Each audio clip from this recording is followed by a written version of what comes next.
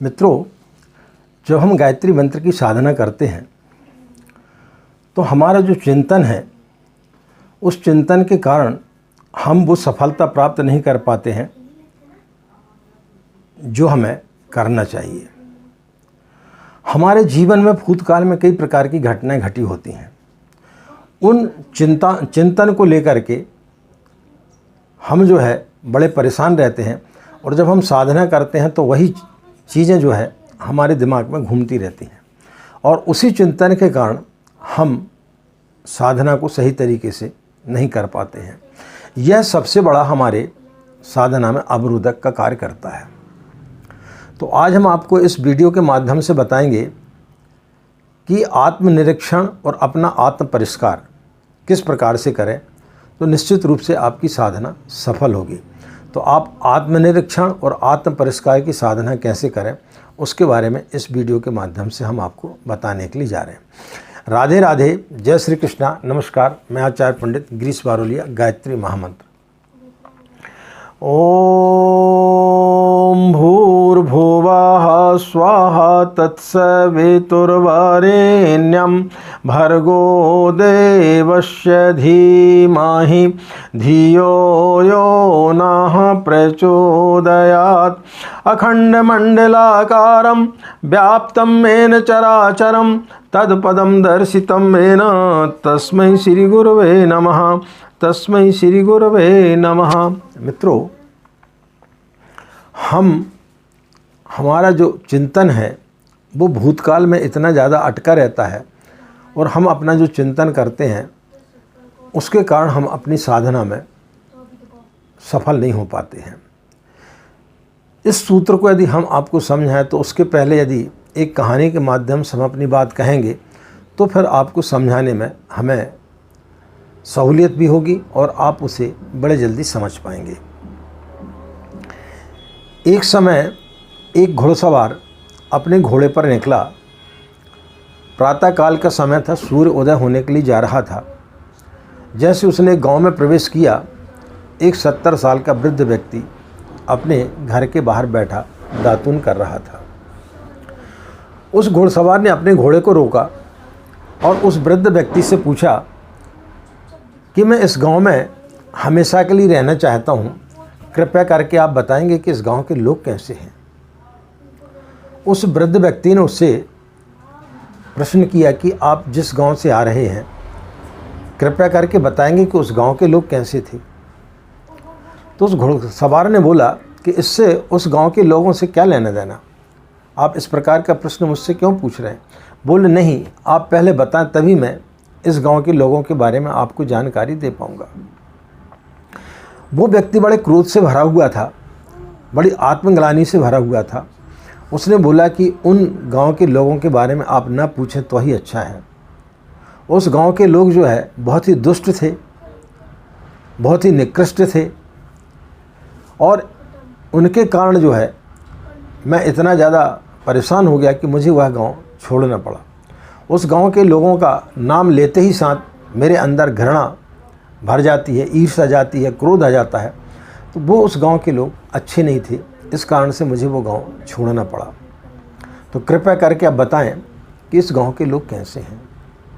तो उस वृद्ध व्यक्ति ने बोला कि इस गांव के लोग उससे भी ज़्यादा दुष्ट हैं, उससे भी ज़्यादा निर्दयी हैं।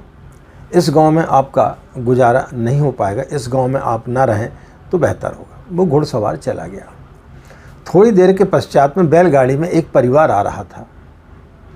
उस परिवार के लोगों ने भी उस वृद्ध व्यक्ति से उसी बात को दोहराया कि हम इस गांव में हमेशा के लिए रहना चाहते हैं। उस वृद्ध व्यक्ति ने वही बात उनसे पूछी कि आप जिस गांव से आ रहे हैं उस गांव के लोग कैसे थे। सभी की आंखों में आंसू आ गए। बोले आप ना पूछें, उस गांव के लोग इतने अच्छे थे, अभी भी हमारी आंखें गीली हैं, अभी भी हमारे लिए रोना आ रहा है। इतने प्यारे लोग शायद इस दुनिया में मिलना मुश्किल है, लेकिन हमारा दुर्भाग्य है कि हमें वह गांव छोड़ना पड़ रहा है। तो इसलिए कृपया करके बताएं कि इस गांव के लोग कैसे हैं। तो उस वृद्ध व्यक्ति ने उनसे बोला कि यह गांव आपका स्वागत करता है, इस गांव के लोग उससे भी अच्छे बेहतर आपके लिए मिलेंगे। इस गांव के लोगों के अंदर इतना प्यार, इतना ममत्व, इतना करुणा भरी हुई है जिसकी आप कभी कल्पना नहीं कर सकते। मित्रों, यह सब हमारी और आपकी कहानी है। हम अपने भूतकाल में कुछ चीज़ों को लेकर के इस प्रकार से पकड़ के बैठ जाते हैं और हमें लगता है कि शायद हम ही सही हैं, बाकी सारी दुनिया गलत है।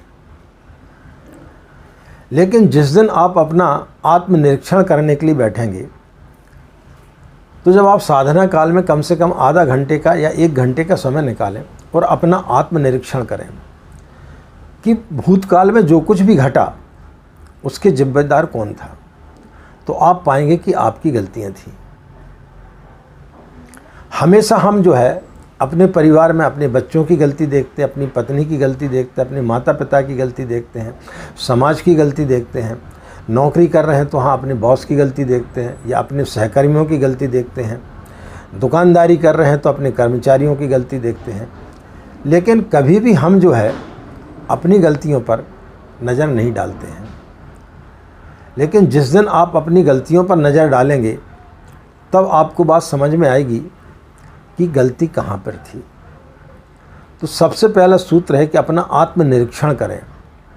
जिस दिन आपने आत्मनिरीक्षण करना चालू कर दिया तो उस समय भूतकाल में जितनी भी समस्याएं आपको घेरे हुई थी वो सारी समस्याएं आपकी खत्म होती हुई चली जाएंगी, क्योंकि कोई समस्या ही नहीं रहेगी। हर समस्या का जिम्मेदार सिर्फ आप और आप हैं, ना आपका परिवार है, ना आपका समाज है, ना आपके कोई लोग हैं।